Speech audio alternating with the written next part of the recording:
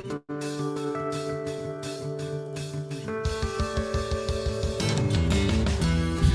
good morning, Hoosier Nation, and welcome to another edition of Hoosier Morning After, the final edition of the season of Hoosier Morning After. This is Hoosier Morning After the BigTen Tourney and the season as a whole. Not the way we expected this season to end. What a roller coaster of a year this has been for IU. These two games in the BigTen Tournament were kind of a good summation of what we saw this year from IU. IU starting out with the Penn State game, winning on a hero of a shot from Anthony Leal, 61-59, the final score in that one. A revenge game of sorts when Penn State had our number in the regular season. Was a great game to see. Going into it, obviously, the biggest thing was whether we would get Trey or not, how he would be doing after his injury at the end of the season. And without him out there, obviously, IU felt it in both of these games. He could have been a considerable difference maker for IU going into either two of these games. And the Penn State game was really a game where we saw Ware come on late and contribute for IU. Penn State played tough defense on IU, limiting what we could get going and do in this game, and then had a nail biter at the end. And of course, in wonderful fashion and such a great kind of exclamation point, at least in this game, for what Leal is going to be and can be for IU moving forward, with that beautiful play on that rebound and putback situation. Love his awareness and his intelligence as a player. And his comments he said afterwards, saying that he's seen too many games that are close at the end be won or lost from a tip-in. And we've seen that before. The great game that we had where it was Juwan Morgan. They won the Notre Dame game is the game that comes to mind when I think about that type of situation where Juwan Morgan missed his free throw shot and Mick Roberts got that beautiful rebound, found that cutting Juwan Morgan to put it back up and win the game for us. It is those heady type plays, those hustle type plays that win you games often. And in a situation where other guys may have been out of position, may have not been as aggressive, you had Anthony Leal there to step in, find that rebound, and put it up for IU. So it was great to see that kind of hustle out of him. Great to see him contribute what he can, and IU got out the win against Penn State, despite not having Trey, the main kind of assist guy for IU leading into that matchup. And then you turn the page and you've got the Nebraska game. And what an interesting two games, like I said before, to look at. Games that remind you of the good times we had and the hard-fought wins towards the end of the season. And then you get a game like this that reminds you of the kind of doldrums and the struggles that we had in a lot of the games. And part of that is IU and how we guarded them and everything. And then part of that is just hats off to Nebraska for just nailing shots. I mean, hitting tough ones. I mean, there was one point where X was guarding their player, and he had Tamanaka in a great situation and had him guarded, hands up, right in his face, and he throws it up and nails it. And then he hits that really long one towards the end of the first half. It's just, when some guys are hot and some guys can hit it, they're just going to hit it. And it feels like often as Hoosier fans that more than often that comes at the expense of us. And it is a game that IU led 17-16 at the about 10-minute mark, just over the 10-minute mark in the first half. And then right after that, IU was outscored 34-10 for the rest of that half, going into halftime with a 23-point deficit. And in the second half, I will say they did battle and tried to get things going. And in that second half, if you just look at the second half points, IU only lost by 4. So while they did battle and try to come back, it was just too much to try to come back to. IU taking 20 3-pointers in that game, trying to catch up with them. And that's what you have to do in that situation. Obviously, a lot of those 3-pointers are due to CJ Gunn coming in at the end of the game and just saying, screw it, I'm going to shoot. I'm going to do what I can. And ill-advised was a lot of them, yes. But who else was doing stuff? Who else was getting things going? So there's one side where it's aggravating to see those early shots and everything go up, but it's also where you're just kind of like, okay, well, no one else is doing it, so why not give it a try? And so yeah, it ends up being IU's 5th loss this season by 20, and it's just a tough way to end a roller coaster of a season. This team had a great stretch going. They had those 5 wins in a row. They were fighting. They were overcoming a lot of the criticism. They were wanting to end things on a high note for IU. And my hat's off to them for that. And for not folding when you hear such a tough narrative in social media and criticisms coming towards them. Other teams could have folded and could have chosen to give into that. And kudos to these guys for quieting that noise and not listening to that and putting their heads down and are able to get past that and everything. So I at least am so thankful for this little stretch we got at the end of the season, just to restore some hope for IU, restore some hope to me. As you know, I'm the ever optimist, and I will continue to be, and am thankful that we had this at least to allow me to feel a little bit better tuning in and having to wake up early in the mornings and talk to y'all about the games. It made it a little bit easier. It was getting a little tough towards the end of the season there to want to talk about this team and listen. I'm sure for you on the other end to sit there and listen to me talk about this season and this team. It's not easy when things aren't going well for IU. And so I'm thankful for you guys and thank you for being there with us. And I'm your host, Chad Schwarzkopf. Haven't done those intros. Sorry, getting a little rambling there. Martha may jump in at some point in this. This episode is an interesting one because it does close this season. And I do want to kind of get to a point where I just kind of maybe go over some things and some players rather than talking as we normally do, breaking down each individual player and their situation that they have had in that particular game, but maybe look at what they meant for IU overall this season and maybe looking forward what they can be. And if they're back, that kind of situation, I want to kind of dive into that a little bit. And then also, if you are here live in the chat or whatever, if you have some questions, we might try to get to those at some point on the end of this. So put those in chat and we'll see if we can get to those. First, obviously, I want to go to someone who I'm most excited for next year for IU.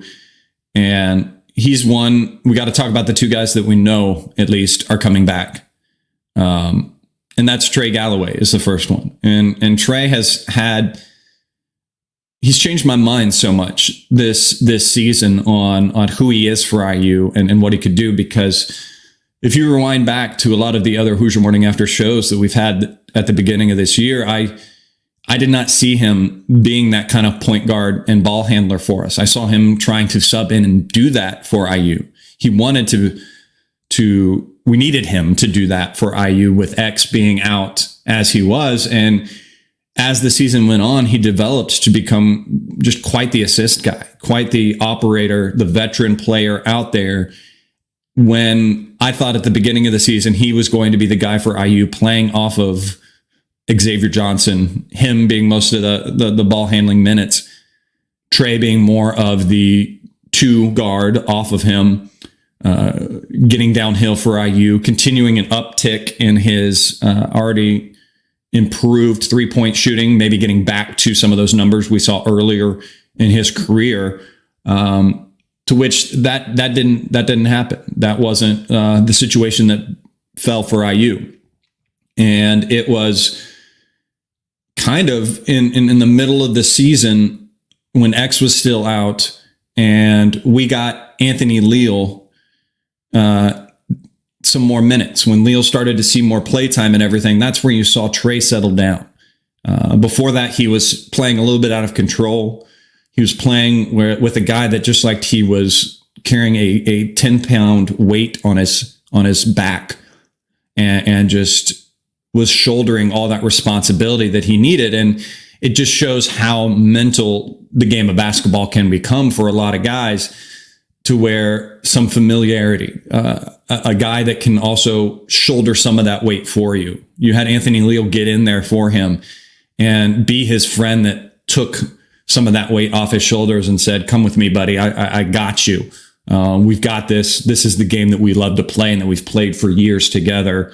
Let's get this done." And you saw a different Trey after that. And that's exciting to see that. And I want to see him build on that next year. And I think in an ideal world, and you've, again, heard me say this if you've listened to Hoosier Morning After in the past, my idea in the past for Trey has always been that I didn't want him to start. I always wanted Trey to be that guy that came off the bench for IU. I wanted him to be that 6th man, because what we saw develop was just Trey has excellent basketball IQ.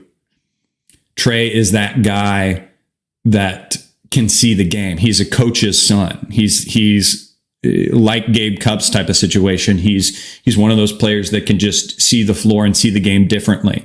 And I liked the idea of having him be that player off the bench for IU, the player that can watch how the game flows in the first 5 minutes or so, see where he can contribute and everything, and then get in there and do those things. Now, in an ideal world, in an ideal roster, that is what we see from Trey Galloway. And that could be next year, depending on what kind of situation they get. Obviously, it's not the realistic. The realistic version is that Trey will be back and will be starting.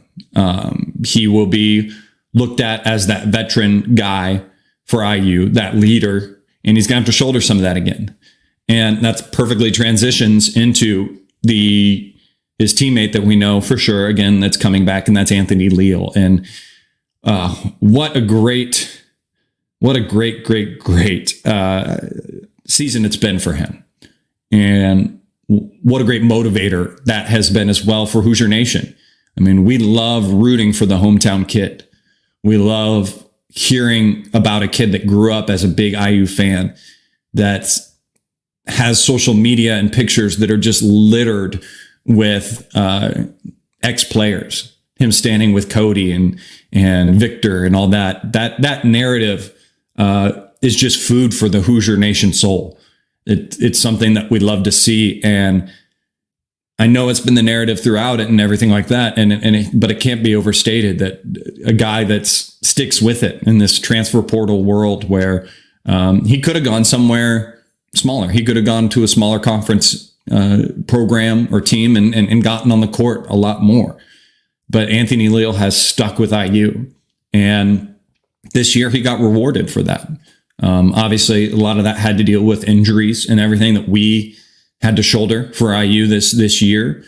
And he saw the floor. And like I said, it became a calming factor for Trey. And it also became a calming factor for this team. And he brought that leadership and that kind of voice on the court.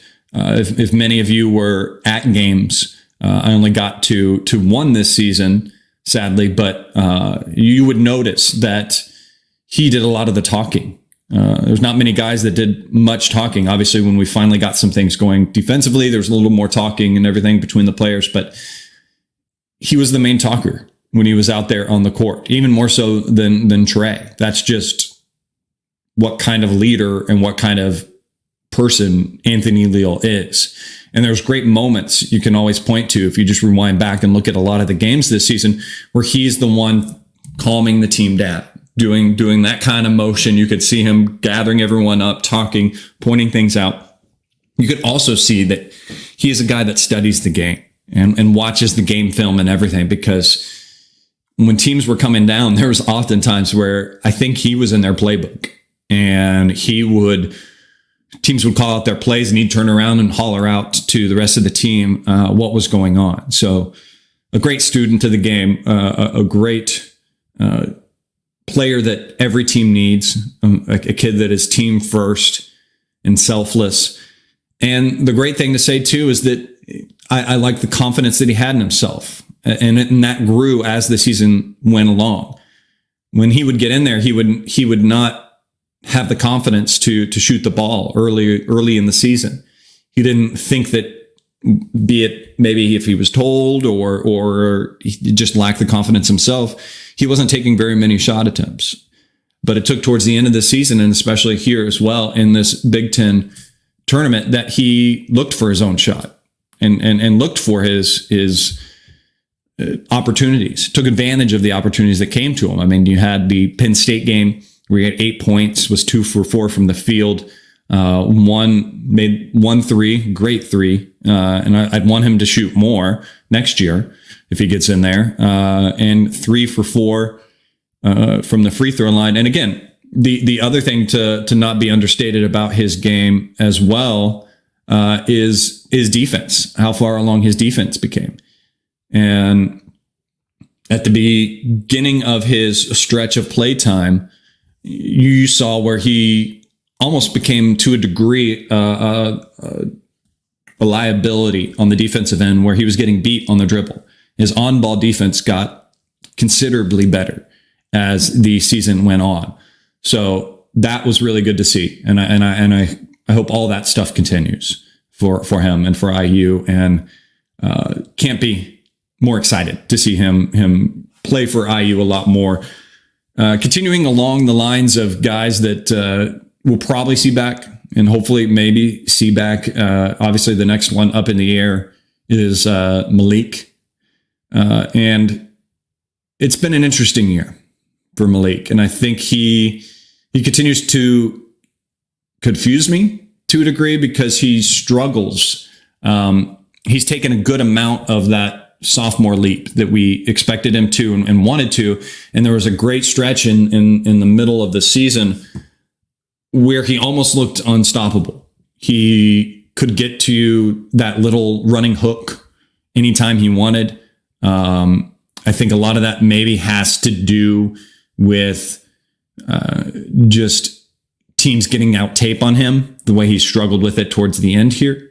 And then I'm gonna forever say it as well. It's something where if he comes back, we got to try to see if we can convince him to be at the 5. He needs to be at the 5. He's in a weird limbo. He's almost undersized to be at the 5. If IU is going to play the way they want to play, or the way that they play, the way that Woodson wants to play, I should say. But he's too big for the 4. And I think a lot of the foul troubles that we saw him run into this year was because he was on the 4 guy. And he is guarding smaller guys and quicker guys. And it's a lot of those hand check fouls, those troubles that he runs into guarding those smaller guys, and then he gets frustrated on offense, and that leads to fouls on defense as well. And so I hope he looks at tape this offseason and really can bring his game around a little bit more. I think the biggest struggle at the end of the season for him was just trying to force things, trying to force the ball into the basket, going through those double teams, those triple teams, when he should have passed out. He needs to see that passing out of it, and then either readjusting on the block and getting a better position, or just passing out for your shooter could pay dividends to his game and his mojo getting back. But he's an emotional kid, and he plays with a lot of emotion. And I think that emotion can boil over for him. And that's also is equally what happens in the foul troubles for him. And I really hope IU, if he is back, can surround him with some more shooting threats. And that will help considerably for him. And if he learns better passing out of these double teams and IU has those shooters around, it will be back to those that good section of the season that we had for Malik. So very excited for him if he comes back. If he chooses, if he doesn't, then we'll see. We'll see what happens with that. The next player that's kind of probably a coin flip for IU, whether he's back or not, I haven't really heard anything one way or the other. Would love to see him have another development is Mackenzie. Mackenzie is an interesting one as far as NBA going into the draft early. He won't go in the first round or anything like that. It would really take a good couple visits if he goes around and visits to different NBA teams and has workouts and they see something in him of a project. If they think that they can get him going or develop him more, that's what it's going to take for him to go. There's always also the chance that Mackenzie wants to go out and go portaling. So you might see that as well. But if he comes back to IU, I think that he has grown considerably. Obviously getting Big Ten Freshman of the Year honors, leading to be IU's second leading scorer for a lot of the games, and one that had probably some of the biggest growth that we've seen going into the season. He just was that deer in headlights at the beginning of the season. If you remember so much, a lot of the aggravation and everything that we had for him. And again, it's warranted. He's a freshman. He's an elite player coming into college. And what happens to a lot of those elite players is what happened to him at the beginning of the season. And it was great to see him change that and learn and be the student of the game and not get frustrated. Keep his head about him. I mean, he's darn near emotionless when he's out there. You maybe see a little bit of a smirk. You don't see aggravation or anger. He's kind of got a hard hat mentality, just gets out there and works. It was the beginning of the season that had us scared, those flat-footed defensive possessions, the not up on his toes, ball watching his guy, getting away from him often, the overhelping when he was trying to figure out the defense. And he changed that considerably. Obviously, there were still moments at the end of the season defensively for him, and that is fine. Again, that for me is enough to explain away as him just again being a freshman and trying to navigate the college basketball world, a world where his previous world was AAU games and other places that you didn't have to play defense, and the little bit of defense that you had to play was easy for you because you were faster and more athletic than most of the guys that were around you. I think on the offensive side as well, he came around big time for IU. Ended up being the one that attempted the most threes for IU this season.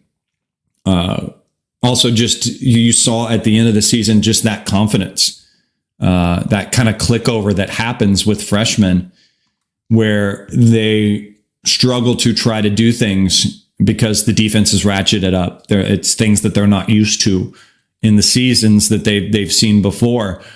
And you saw that click over for him, and his offense just started to explode. And IU ran some great sets for him. There was often towards the end of games where IU kind of got away from that with him. But he ended with shooting 40% from the field for IU and 33 from three. And if I could, and if I had the time, I would have broken it down to see how it lined up half of the season, first half and the second half, because I bet those numbers in the second half of the season for him are just fantastic and astronomical. And now, speaking on him coming back, I think it benefits him to come back because he will continue to be a focal point of the offense, and will get the ball will be favored towards him. If he comes back as well, that is another one that I would say is the tough talk and everything in the moments that we saw it happen. And this will help his defense as well too. I'd like to see him slide to that 4.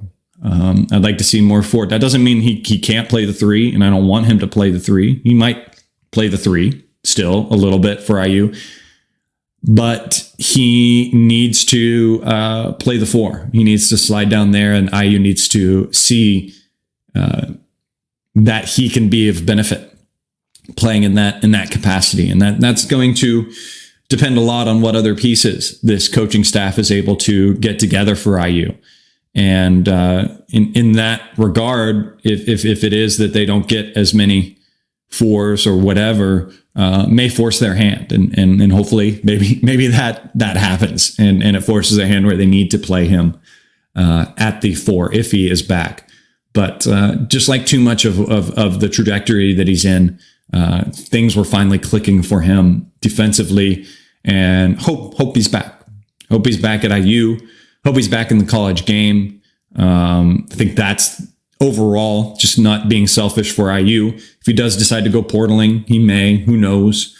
There's not reports here and there. I'm not going to pretend to know anything. I'm also not going to spread anything out there if it is rumor mill. I'll wait to react, and I argue for you to.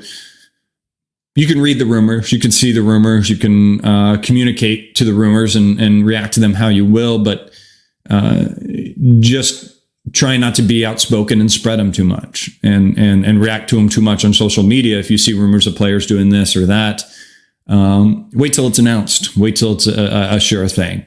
I know we can be quick to want to grab a hold of any iota of information that we have, and the message boards and Twitter and everything get ablaze when we get any of those little nuggets, and it feels good to get information as soon as we can. But it's going to be a very quiet as far as information off season for a little bit until the tournament turns over, and then things will start to get interesting. You'll hear IU talking to different players and this and that, and will be exciting. Will be exciting to hear some names mentioned that player X or Y has heard from IU and these other schools.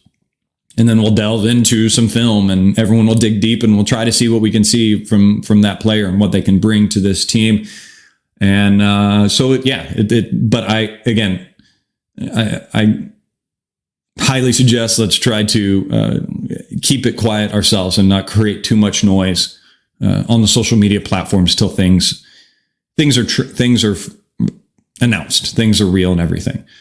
Bringing it back, getting it back at least to this team and who I think we have moving forward this next year. And I think another piece next year for IU and just moving forward is obviously Gabe Cupps as well.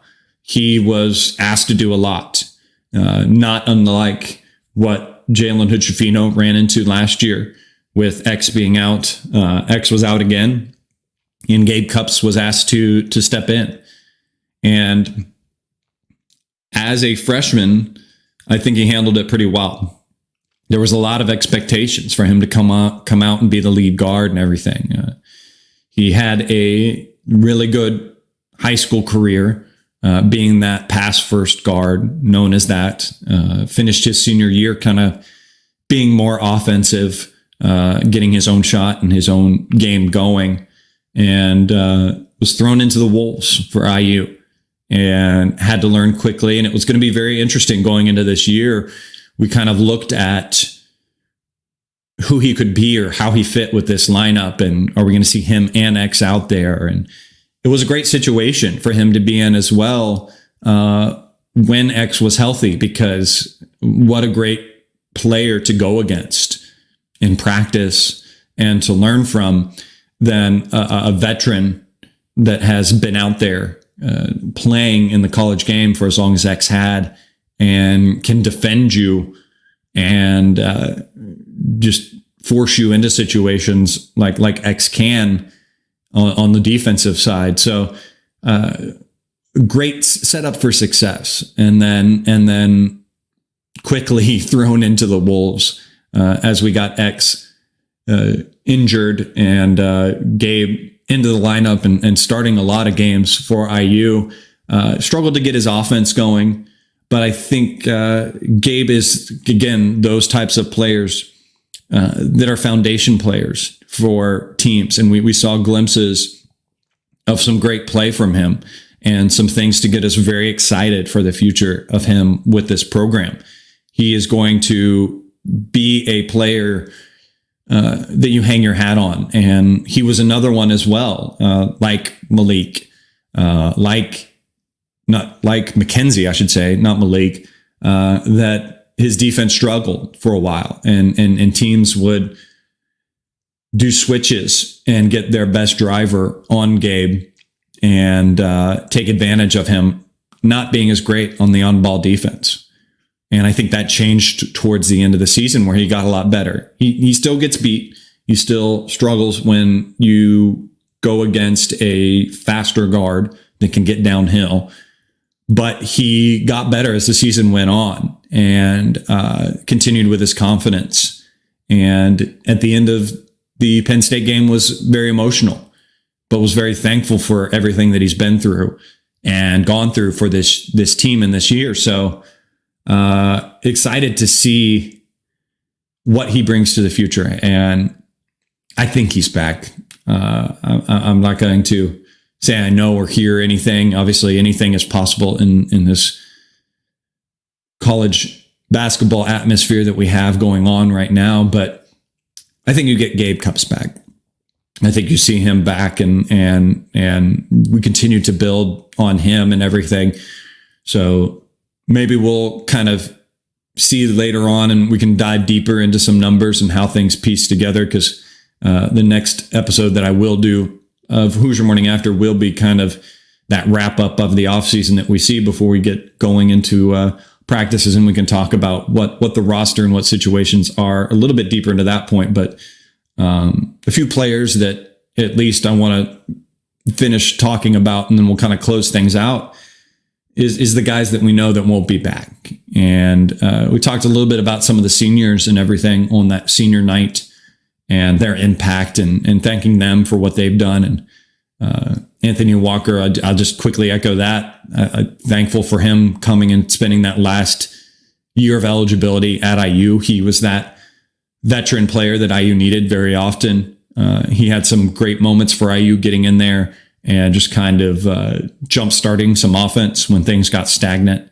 Was a guy that had beautiful cuts, saw the game wonderfully when he was out there on the court, and in a lot of zone situations was really good flashing to the free throw line and opening things up and then dumping down. Got IU a little bit quicker when he was in there as well. He's a little bit faster of a player than Malik is. So very thankful to him for coming to IU. And I think he was also that positive spark for IU as well. You saw that kid always laughing, always smiling, always having a good time. And that can rub off on players when things were down and everything. I'm sure his joking mentality and his veteran mentality and his just positive attitude overall was probably a good thing for a lot of guys that were struggling during that little stint in the Big Ten regular season for IU. Xavier Johnson, obviously, is a guy that can't be understated. Of just, you feel so bad for him. He's had so many ups and downs for IU, and I choose to always try to remember that great stretch that he had carrying us through the Big Ten tournament and getting us to the tournament that we probably wouldn't have even had he not come on like he did with beautiful pick and roll game that him and Trace Jackson Davis had towards the end of that season. Something we never truly saw come out of him. The pick and roll kind of game, the two-man game was more something that Trey and Ware would do together. But X was one that you felt for, and in every injury, every time he went down, I felt for him. It was a shot to my heart each time, because he's giving it his all, and he was that guy that played on that razor's edge, and it's just something that moving forward, you want to have always that razor's edge player on your team. You need that guy that is the loose cannon. You've heard me say in the past, that bulldog guy, the guy that is the player that's going to get out there and toe that line of being maybe dirty. Dirty always feels bad to say, but it's just I'm thankful for X, and it's a tough way to go out, a tough game to go out on. But I choose to remember the good times that he had, and the times that he lifted up this team, not the stretches. But I'm not going to ignore the stretches where he got into stupid flagrant fouls, doing stupid things, putting IU back a little bit. But you don't get those good aggressive plays without some of the bad rearing their head. And that was X in a nutshell. But thank you to X for being here and fighting through, because that was very emotional for him these seasons, and very mentally challenging to be a player that has to come off these multiple injuries, and hearing that you're counted on when you get back, and having to try to contribute the best you can and get back up to speed is tough. It's tough, and he did a pretty good job at that. I use one player that's going to continue to add a resume builder to this coaching staff, and turn Indiana as a state overall to the destination for big men. Is what a season we had with Ware. And again, this BigTen tournament is kind of the microcosm for the season. He kind of had a Penn State game where he struggled at some points, but came on in the second half and kind of carried this team. And during the 5-game stretch, that was very much what happened, where he would have a half where he kind of struggled, and then have another half where he just kind of took over and brought Indiana to the victory. We don't have that 5-game stretch without him, without his 20-point plus games. Just being a beast underneath. Obviously, the narrative coming in was this big guy, and does he have the motor? Does he have the aggression? He's too soft, and in that kind of situation. And there were games where we saw why those rumors were there.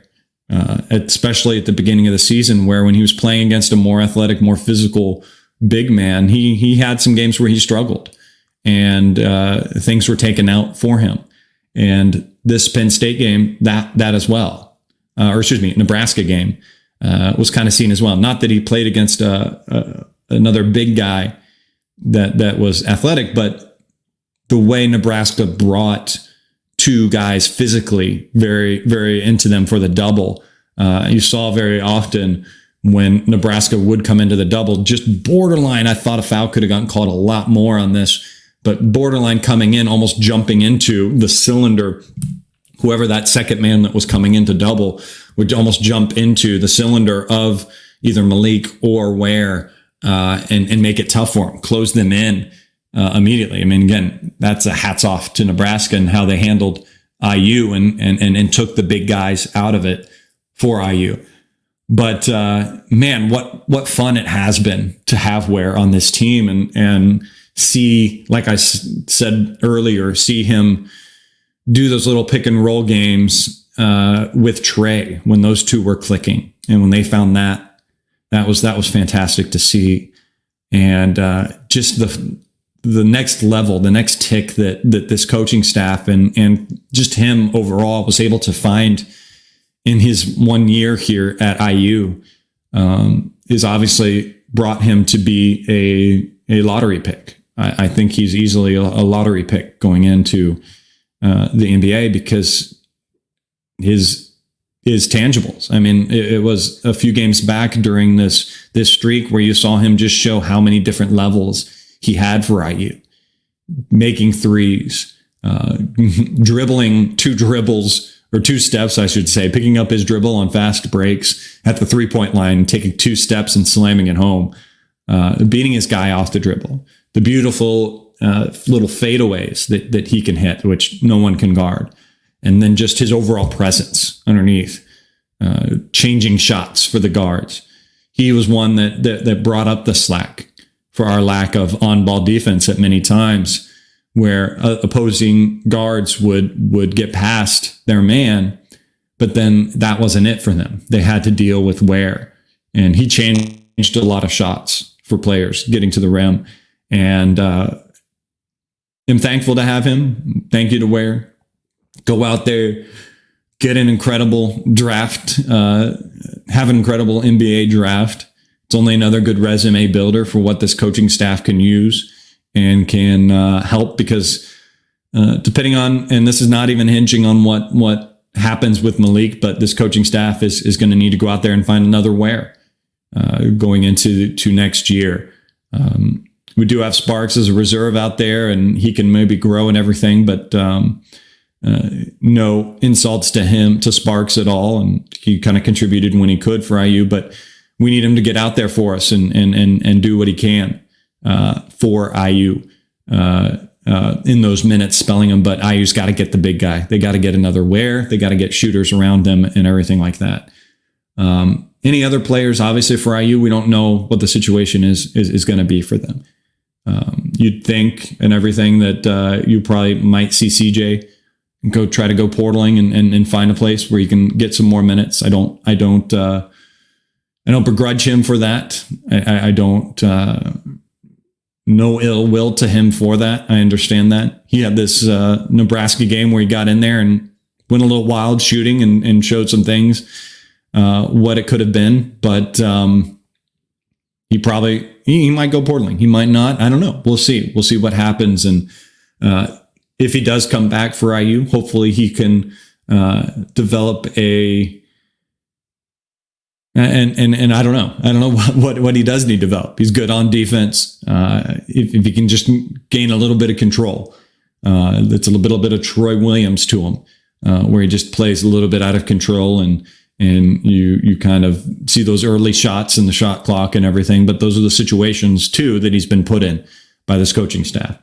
Equally so, his fellow recruiting classmate, you probably see you probably see Caleb Banks look to go portaling, and I don't begrudge him at all as well for that, because he'll go and looking for some more playtime, what he can find for IU and other places and everything. So I wish him obviously the best, and then that just kind of leads IU to go portaling. And like I said, we're not going to see anything right away. We're not going to hear anything right away for the team. It's going to take some time. It's going to take the tournament and everything. You'll hear little rumblings in situations, little rumors here and there. Search those out again if you want to. If you want to find information as you can. But again, I urge you to not get too emotionally attached to things, because things can change. And what IU has at their disposal is at least a great and very competitive NIL situation, and a situation that is very competitive compared to a lot of other teams. So there's ammo there. Now, the biggest thing that you struggle with that is having cohesion. The amount of players that IU is going to have to bring in to contribute is pretty good size, needless to say. And you're going to have to get them together quickly and get them to buy in together quickly. And I at least am thankful from that senior day speeches that we have Leal and Trey and those veterans that have set that culture. And Cups, I will say as well. He's a culture guy as well. With those three, if those three are in the fold and there for IU, setting that foundation of expectations. And Gabe Cups with his Breakfast Club, being one that's going to get there early and work out and want to win and do what it takes. There's a good foundation with the guys there. So of doing it the right way and the way we want as Hoosier Nation to see IU kind of handle all these things that are going on. Now, I know you asked earlier, Joel asked in the chat earlier, and I will approach it maybe a little bit, and I don't want to speak on it too much. Joel asked me, hey, Chad, what are your thoughts on the true fan comment? We did talk about it a little bit when we had Scott on in the kind of off the general timestamp of the show. And I mean, I'm going to say that kind of comment hurt my feelings if it was directed towards me, and aggravated me a little bit in the situation and where IU was at that point. There was a divided fan base, and you had it's tough to see the fan base divided like that as it was on social media and the message boards and all that situation. And then to get your coach, the one that should be able to calm that and unite everyone and bring everyone back, say a comment like that and divide the fan base even more to a degree. I think it would have been worse had IU been losing at that point. That divide and that chasm created by a comment like that would have been a lot more animalistic online and would have caused even a larger rift amongst fans. To me, as Hoosier Nation, you can't. There aren't more true fans anywhere else in the country than in Hoosier Nation. And it was spoken, forgot who said it exactly, but all credit to them if I can remember who it was, but I like the way they stated it out. You've got one of the most engaged fan bases in IU and Hoosier Nation. You've got one of the most educated fan bases in Hoosier Nation and IU. And you don't get that passion, that fan base that travels without having to shoulder. You don't get that benefit. You don't get that goodness without shouldering some criticism and some situations. And that's where it frustrated me. I mean, shoot, I went to last year's Las Vegas game, and that was nearly a home game.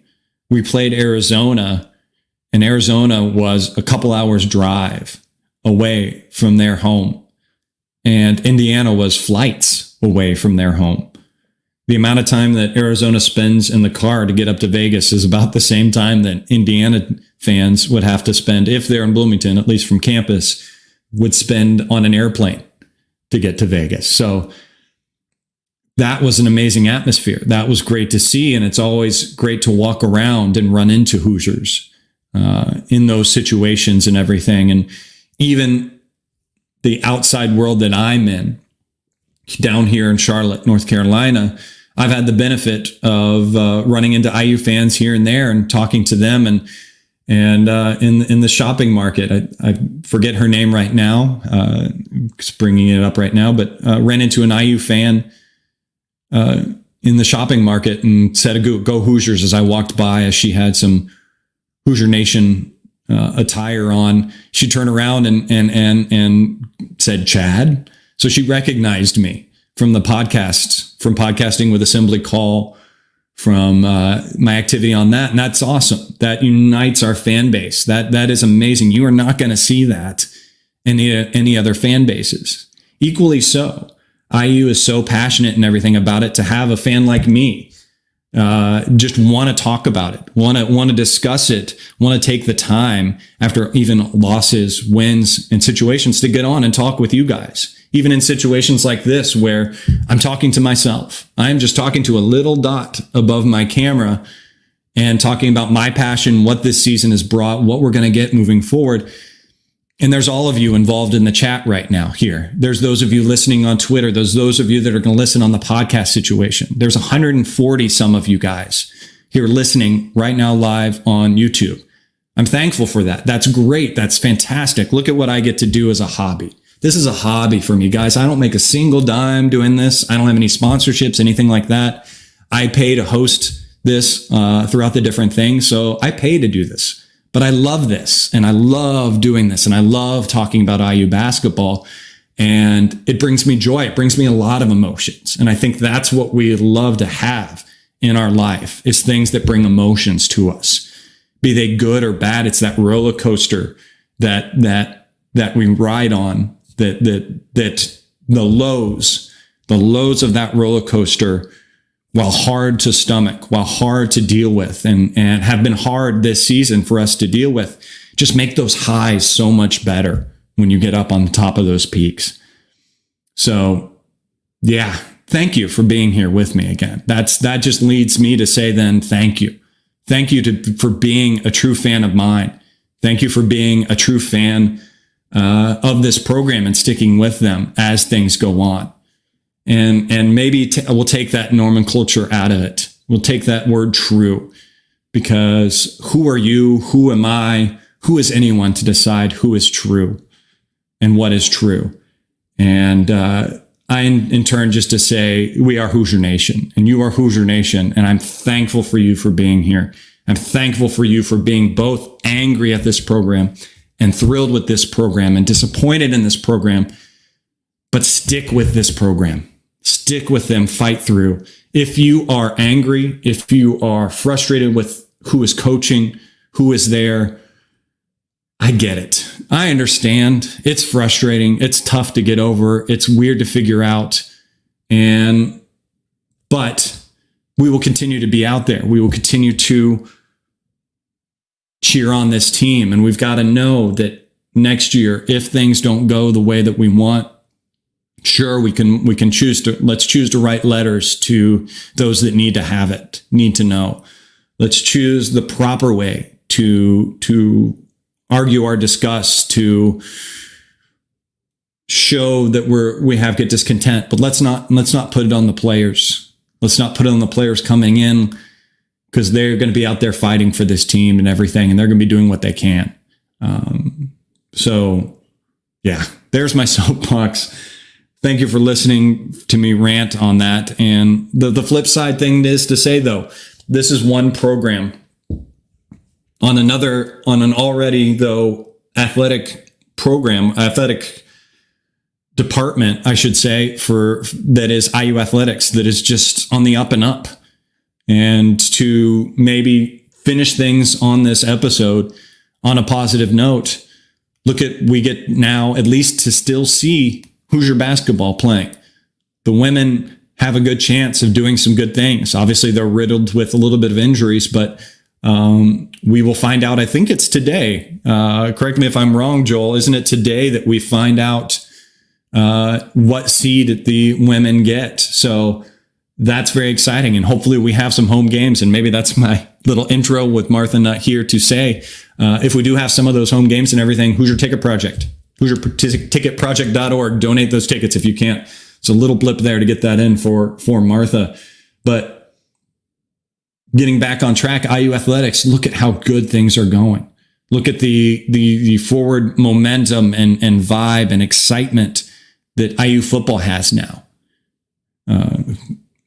All reports say that season ticket sales are higher than they've ever been in the off season. So that's exciting. That's something great to look forward to. Soccer continues to do great. Volleyball. Just talk to Joel in the chat. You'll see him any sort of those games. You'll see him sitting there in his normal seat, and Richie as well out there going to those. And yes, Joel agreed there. Yes, we do find out for the women today. So that'll be exciting things to look out for on social media today, finding out where the women's clinch that home berth.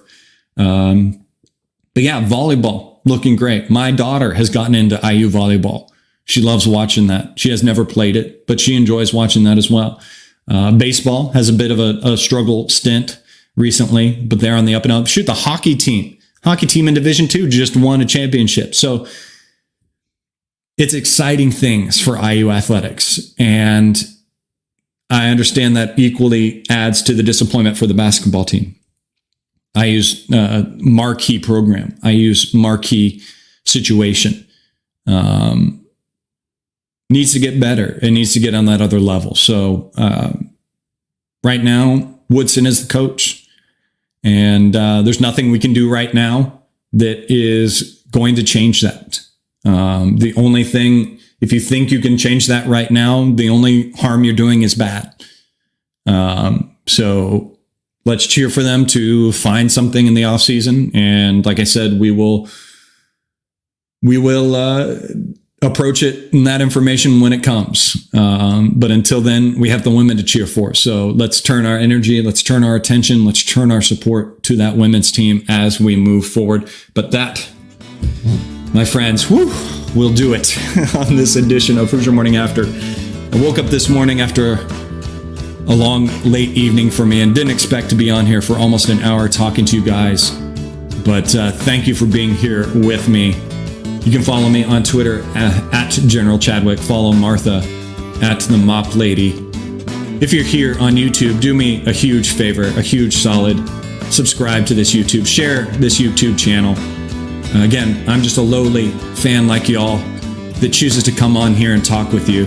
So whether I've got 10 of you here to talk to, whether I've got hundreds of you to talk to, I will be here with you, talking with you always. So thank you guys for being a fan with me. Go out there, have yourselves a wonderful day. Let's go Hoosiers.